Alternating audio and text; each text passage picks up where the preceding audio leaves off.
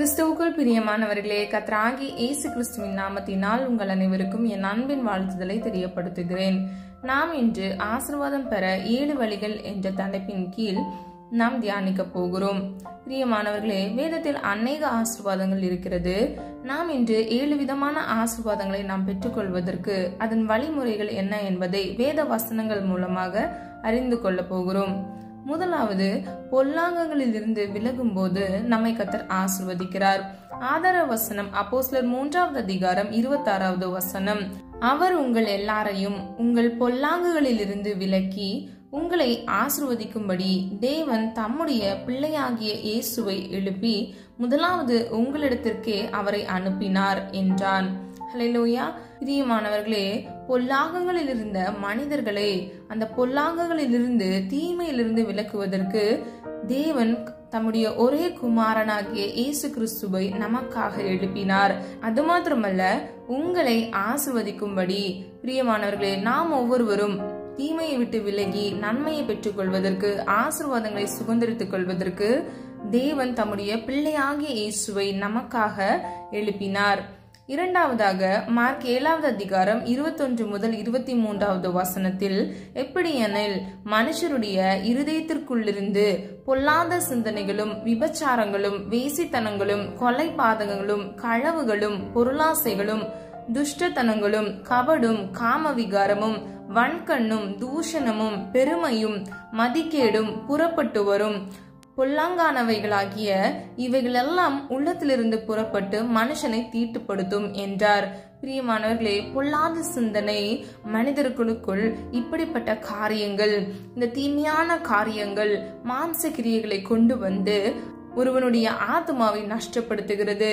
நாம் இதிலிருந்து விலக்கப்படும் பொழுது கர்த்தர் நம்மை ஆசீர்வதிக்கிறார். இரண்டாவதாக, தேவனுக்கு மகிமை செலுத்தும் போது, நீங்கள் கேளாமலும் என் நாமத்துக்கு மகிமையை செலுத்தும்படி இதை சிந்தியாமலும் இருந்தால் நான் உங்களுக்குள்ளே சாபத்தை அனுப்பி உங்கள் ஆசீர்வாதங்களையும் சாபமாக்குவேன். ஆம், நீங்கள் அதை சிந்தியாமற் போனதினால் அவைகளை சபித்தேன் என்று சேனைகளின் கர்த்தர் சொல்லுகிறார். பிரியமானவர்களே, நாம் கர்த்தருடைய நாமத்தை துதிக்காமல் இருக்கும் பொழுது, நாம் அவருடைய வார்த்தைக்கு கீழ்ப்படியாமல் இருக்கும் பொழுது, அதை நாம் சிந்திக்காமல் இருக்கும் பொழுது ஒருவனுடைய வாழ்க்கையில் சாபம் வருகிறது என்பதை நம்ம இந்த வசனத்தின் மூலம் அறிந்து கொள்கிறோம். பிரியமானவர்களே, ஆப்போசிட்டா யோசித்து பாருங்க. நீங்க தேவனுடைய வார்த்தைக்கு கீழ்ப்படிந்து அவருடைய நாமத்துக்கு நீங்க மகிமை செலுத்தினீங்க அப்படின்னா கர்த்தர் உங்களை ஆசீர்வதிப்பார். இரண்டாவது, ஏசாயா 43வது அதிகாரம் 21வது வசனத்தின்படி, இந்த ஜனத்தை எனக்கென்று ஏற்படுத்தினேன், இவர்கள் என் துதியை சொல்லி வருவார்கள். நாம் ஒவ்வொருவரும் கர்த்தரால் ஏற்படுத்தப்பட்டவர்கள், தெரிந்து கொள்ளப்பட்டவர்கள். நாம் ஒவ்வொருவரும் கர்த்தருடைய ஜனமாக இருக்கிறோம். ஹல்லேலூயா. அது மாத்திரமல்ல, என் துதியை சொல்லி வருவார்கள்.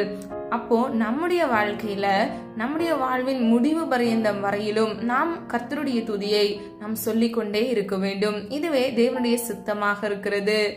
கடைசியாக, ரோமர் 1வது அதிகாரம் 21வது வசனத்தின்படி, அவர்கள் தேவனை அறிந்தும் அவரை தேவன் என்றும் மகிமைப்படுத்தாமலும் ஸ்தோத்திரியாமலும் இருந்து தங்கள் சிந்தனைகளினாலே வீணரானார்கள்.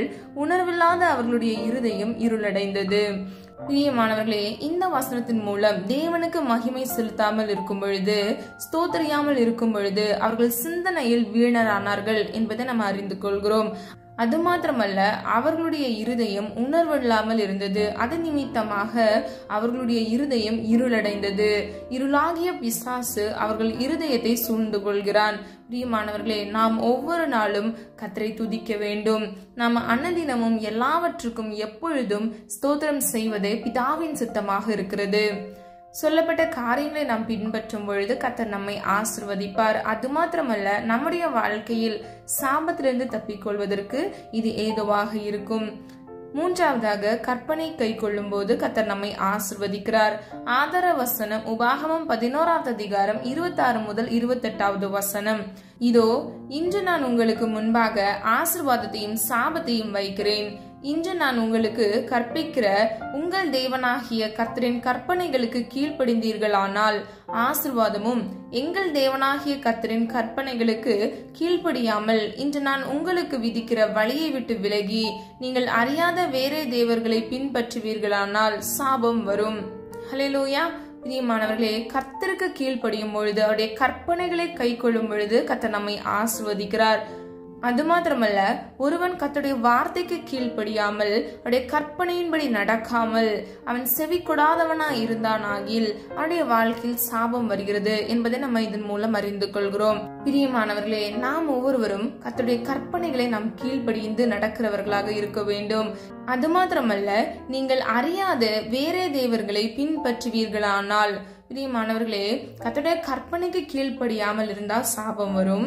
அது மாத்திரமல்ல, வேற தேவர்கள் என்றால் இந்த உலக பொருளுக்கு விக்கிரக வணக்கத்தை மாத்திரம் இது சொல்லவில்லை.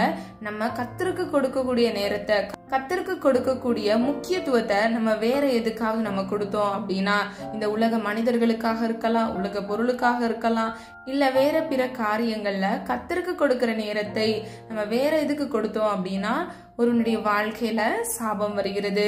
பிரியமானவர்களே, யாத்ராகமம் 20வது அதிகாரம் 3வது வசனத்தின்படி, என்னையன்றி உனக்கு வேறே தேவர்கள் உண்டாயிருக்க வேண்டாம் என்று கர்த்தர் சொல்லுகிறார்.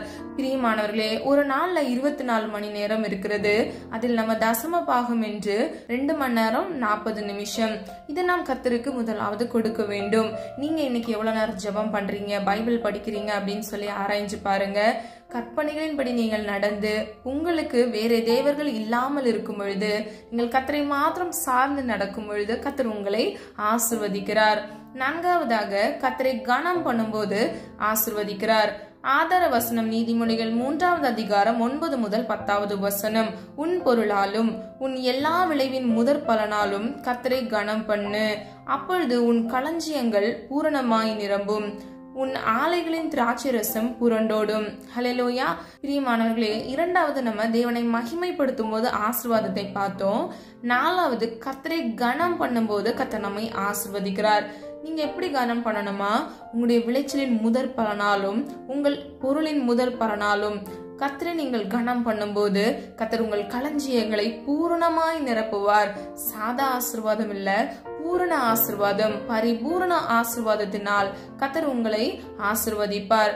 அது மாத்திரமல்ல, கர்த்தருக்கு கனம் செலுத்துவது என்றால் நீங்கள் அவர் உங்களுடைய வாழ்க்கையில் செய்த நன்மைகளை நீங்கள் பிறரிடத்தில், முக்கியமாக புறஜாதியினிடத்தில் நீங்கள் சாட்சியாக சொல்லி நிற்கும் பொழுது, கர்த்தருடைய நாமத்தை நீங்கள் உயர்த்தும் பொழுது கர்த்தர் உங்களை ஆசீர்வதிப்பார். 5வதாக, வேதத்தை தியானித்து கை கொள்ளும் போது கர்த்தர் ஒருவனை ஆசீர்வதிக்கிறார். ஆதார வசனம் 1வது சங்கீதம் 2 முதல் 3வது வசனம், கர்த்தருடைய வேதத்தில் பிரியமாயிருந்து இரவும் பகலும் அவருடைய வேதத்தில் தியானமாய் இருக்கிற மனுஷன் பாக்கியவான். அவன் நீர்க்கால்களின் ஓரமாய் நடப்பட்டு இலையுதிராதிருக்கிற மரத்தை போலிருப்பான். அவன் செய்வதெல்லாம் வாய்க்கும். ஹல்லேலூயா. பிரியமானவர்களே, இந்த வசனத்தின்படி முதல் பகுதியை பாருங்க. வேதத்தில் பிரியமாயிருந்து இரவும் பகலும் அவருடைய வேதத்தில் தியானமாய் இருக்கிற மனுஷன் பாக்கியவான். கர்த்தர் சொன்ன வார்த்தையின்படி நம்ம நடக்கும் பொழுது கர்த்தர் நம்மை ஆசீர்வதிக்கிறார். அப்போ 2 விதமான ஆசீர்வாதம் கிடைக்குது. முதலாவது, இரவும் பகலும் நாம் வேத வசனங்களை தியானிக்கும் போது ஆசீர்வாதம். 2வது, அந்த தியானித்த வசனங்களை நாம் கை கொள்ளும் பொழுது கர்த்தர் நம்மை ஆசீர்வதிக்கிறார். பிரியமானவர்களே, இவ்விரண்டு காரியங்களையும் ஒருவன் கை கொள்ளும் பொழுது அவன் நீர்க்கால்களில் ஓரமாய் நடப்பட்டு தன் காலத்தில் தன் கனியை தந்து, அப்போ அந்தந்த நாட்கள்ல அவனுடைய வாழ்க்கையில தேவைகளை கர்த்தர் சந்திக்கிறார். 6வதாக, தசம பாகம் செலுத்தும் போது கர்த்தர் நம்மை ஆசீர்வதிக்கிறார். ஆதார வசனம் மல்கியா 3வது அதிகாரம் 12வது வசனம், என் ஆலயத்தில் ஆகாரம் உண்டாயிருக்கும்படி தசம பாகங்களை எல்லாம் பண்டக சாலையிலே கொண்டு வாருங்கள். அப்பொழுது நான் வானத்தின் பலகணிகளை திறந்து இடம் கொள்ளாமல் போகும் மட்டும் உங்கள் மேல் ஆசீர்வாதத்தை வருஷிக்க மாட்டேனோ வென்று அதனால் என்னை சோதித்து பாருங்கள் என்று சேனைகளின் கர்த்தர் சொல்லுகிறார். ஹல்லேலூயா. பிரியமானவர்களே, தசம பாகத்தை கர்த்தர் நமக்கு கொடுக்கிற ஆசீர்வாதத்தில் இருந்து ஒரு பங்கை நாம் கர்த்தருக்கென்று கொடுக்கும் பொழுது கர்த்தர் வானத்தின் பலகணிகளை திறந்து இடம் கொள்ளா போகும் மட்டும் கர்த்தர் ஒருவனை ஆசீர்வதிக்கிறார் என்பதை இந்த வசனம் மூலம் நாம் அறிந்து கொள்கிறோம். கடைசி பகுதி பாருங்க, என்னை சோதித்து பாருங்கள் என்று சேனைகளின் கர்த்தர் சொல்லுகிறார். அப்போ நம்ம கர்த்தருடைய சமூகத்துல தசம பாகத்தை ஒழுங்கும் கிரமயமாக நம்ம செலுத்தும் பொழுது கர்த்தர் ஒருவனை ஆசீர்வதிக்கிறார். கடைசியாக உண்மையாய் வாழும்போது கர்த்தர் ஆசிர்வதிக்கிறார். ஆதார வசனம் நீதிமொழிகள் 3வது அதிகாரம் 33வது வசனம். துன்மார்க்கனுடைய வீட்டில் கர்த்தரின் சாபம் இருக்கிறது, நீதிமான்களுடைய வாசஸ்தலத்திலேயோ அவர் ஆசிர்வதிக்கிறார். ஹல்லேலூயா. பிரியமானவர்களே, இந்த வசனத்தின்படி துன்மார்க்கனுடைய வீட்டில் சாபம் வருகிறது. வேதத்திலிருந்து நம்ம துன்மார்க்கன் யார் என்று பார்த்தோம் அப்படின்னா, கர்த்தருடைய வேதத்தை விட்டு விலகுகிறவன், அவருடைய வசனத்துக்கு கீழ்ப்படியாமல் இருக்கிறவனே துன்மார்க்கன் என்று 119வது சங்கீதம் 53வது வசனத்திலிருந்து நம்ம அறிந்து கொள்கிறோம். அது மாத்திரமல்ல, நீதிமான்களுடைய வாசஸ்தலத்திலேயோ கர்த்தர் ஆசிர்வதிக்கிறார். அப்போ நீதிமானாய் நாம் நடக்கும் பொழுது கர்த்தர் நம்முடைய வீடுகளை, நம்மை அவர் ஆசிர்வதிக்கிறவராய் இருக்கிறார். அது மாத்திரமல்ல, எசேக்கியேல் 18வது அதிகாரம் 9வது வசனத்தின்படி நீதிமான் யார் என்று நம்ம அறிந்து கொள்ளலாம். என் கட்டளைகளின்படி நடந்து என் நியாயங்களை கை கொண்டு உண்மையாயிருப்பானாகில் அவனே நீதிமான், அவன் பிழைக்கவே பிழைப்பான் என்று கர்த்தராகிய ஆண்டவர் சொல்லுகிறார். ஹல்லேலூயா. இதில் நம்ம 3 காரியங்களை பார்க்கிறோம். இந்த 3 காரியங்களை நம்ம செய்யும் பொழுது நாமே நீதிமான் என்று கர்த்தர் சொல்லுகிறார். முதலாவது கட்டளைகளின்படி நடந்து, இரண்டாவது நியாயங்களை கை கொண்டு, மூன்றாவது உண்மையாயிருப்பானாகில் அவனே நீதிமான். ஹல்லேலூயா. பிரியமானவர்களே, இந்த 3 காரியங்களை கை கொள்ளும் பொழுது கர்த்தர் நம்மை ஆசிர்வதிப்பார். பொய் சாட்சிக்காரன் ஆக்கினைக்கு தப்பான், பொய்களை பேசுகிறவன் நாசம் அடைவான். நீதிமொழிகள் 19வது அதிகாரம் 9வது வசனத்தில் நம்ம இதை அறிந்து கொள்கிறோம். ஒருவன் உண்மையா இருந்தா கர்த்தர் ஆசிர்வதிக்கிறார். இதுவே பொய் சொன்னாங்க அப்படின்னா அவன் துன்மார்க்கனாய் இருக்கிறான், அவனை கர்த்தர் நாசமடைய செய்கிறார். பிரியமானவர்களே, நாம் மிகவும் ஜாக்கிரதையாக எச்சரிக்கையாக இருக்க வேண்டும். இன்னைக்கு நீங்க எத்தனை பொய் சொல்றீங்க, இல்லைன்னா நீங்க உண்மையா இருக்கிறீங்களா? பிரியமானவர்களே, நீதிமானின் சிரசின் மேல் மாத்திரமே ஆசீர்வாதம் தங்கும் என்று வேதம் சொல்லுகிறது.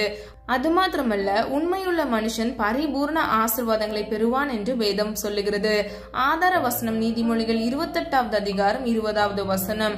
நம்ம உண்மையாய் வாழும் பொழுது, கர்த்தருடைய வேதத்தை விட்டு விலகாமல் நம்ம இருக்கும் பொழுது கர்த்தர் நம்மை ஆசிர்வதிக்கிறார். இடம் கொள்ளா போகும் மட்டும் நாம் தசம பாகம் செலுத்தும் பொழுது கர்த்தர் நம்மை ஆசிர்வதிக்கிறார். பொல்லாங்கை விட்டு ஒரு மனிதன் விளங்கும் போது கர்த்தர் ஆசிர்வதிக்கிறார். தேவனுக்கு கொடுக்கிற மகிமையை நாம் தேவனுக்கு செலுத்தும் பொழுது கர்த்தர் ஆசிர்வதிக்கிறார். அது மாத்திரமல்ல, கற்பனைகளை கை கொள்ளும் பொழுது கர்த்தர் ஆசிர்வதிக்கிறார். கர்த்தரை கனம் பண்ணும் போது, அவருடைய நாமத்தை நாம் உயர்த்தும் போது அவர் நம்மை ஆசிர்வதிக்கிறார். கடைசியாக வேதத்தை தியானிக்கும் போது, அதன்படி கை கொள்ளும் பொழுது கர்த்தர் நம்மை ஆசிர்வதிக்கிறார். பிரியமானவர்களே, 7 வகையான ஆசீர்வாதங்கள் என்ன என்பதை நம்ம அறிந்து கொண்டோம். பிரியமானவர்களே, இந்த 7 வகையான ஆசீர்வாதங்களை நாம் ஒவ்வொருவரும் சுதந்திரித்துக் கொள்வதற்கு நாம் முதலாவது கர்த்தருடைய வார்த்தைக்கு கீழ்ப்படிந்து சொல்லப்பட்ட ஒவ்வொரு காரியங்களை ஆராய்ந்து நம்ம நடக்கும் பொழுது கர்த்தர் நம்மை நிச்சயமாக ஆசீர்வதிப்பார். நம்ம எல்லாரும் ஒரு மனதா ஜெபிக்கலாமா? அன்பின் பிதாவே, அப்பா, எங்கள் ஒவ்வொருவரையும் இந்த கரத்தில் ஒப்பு கொடுக்கிறோம். 7 விதமான ஆசீர்வாதங்களை எங்களுக்கு கற்றுக் கொடுத்தீரே, நன்றி செலுத்துகிறோம். ஒவ்வொரு ஆசீர்வாதங்களை நாங்கள் சுதந்திரித்துக் கொள்ள, அதனுடைய வார்த்தைகளுக்கு கீழ்ப்படிய கர்த்தர் தாமே கிருபை செய்யுங்க. தீமையை விட்டு விலகி நன்மையை மாத்திரம் அப்பா நாங்கள் சுதந்திரித்துக் கொள்ள, வலது இடதுபுறம் சாய்ந்து விழுந்து போகாதபடி நித்திய பரிசுத்த வழியில நடக்க இயேசுவின் நாமத்தில் எங்களுக்கு கிருபை செய்யுங்க. உடைய நாமம் மாத்திரம் மகிமைப்படுவதாக. உடைய சத்தியத்தை கை கொள்ள வேண்டும் அப்பா. பொல்லாங்குக்கு விலகி வேத வசனத்தை தியானிக்கிற கிருபை எங்களுக்கு தாங்க தகப்பனே. உடைய நாமத்தை மாத்திரம் நாங்கள் உயர்த்த கிருபை செய்யுங்க. தசம பாகத்தில் உண்மையும் உத்தமமாய் நாங்கள் கொடுக்க இயேசுவின் நாமத்தினால் கிருபை உண்டாவதாக. உண்மையுள்ள மனுஷன் பரிபூரண ஆசீர்வாதங்களை பெறுவான் என்று சொன்ன வசனத்தின்படி நாங்கள் ஒவ்வொருவரும் நீதிமானாய் வாழ, உண்மையாய் வாழ இயேசுவின் நாமத்தினால் கிருபை செய்வீராக. பொய்களை பேசாதபடிக்கு உம்முடைய சித்தத்தின்படி அப்பா உம்முடைய கிருபையால் எங்களை நிரப்புவீராக. இயேசுவின் வல்லமையுள்ள நாமத்தினால் அப்பா ஜெபிக்கிறேன் தகப்பனே. உடைய நாம மாத்திரம் மகிமைப்படுவதாக. ஜெபித்த ஒவ்வொரு ஜெபங்களுக்கும் நீர் ஆமென்று மாமென்று நீர் பதில் கொடுத்து விட்டீர். அதற்காக நன்றி செலுத்துகிறேன். இயேசுவின் மூலம் ஜெபிக்கிறோம் பிதாவே, ஆமென். பிரியமானவர்களே, இந்த வீடியோ உங்களுக்கு பிடிச்சிருந்துச்சுன்னா லைக் பண்ணுங்க, சப்ஸ்கிரைப் பண்ணுங்க மற்றும் பெல் ஐகான் கிளிக் பண்ணுங்க. God bless you.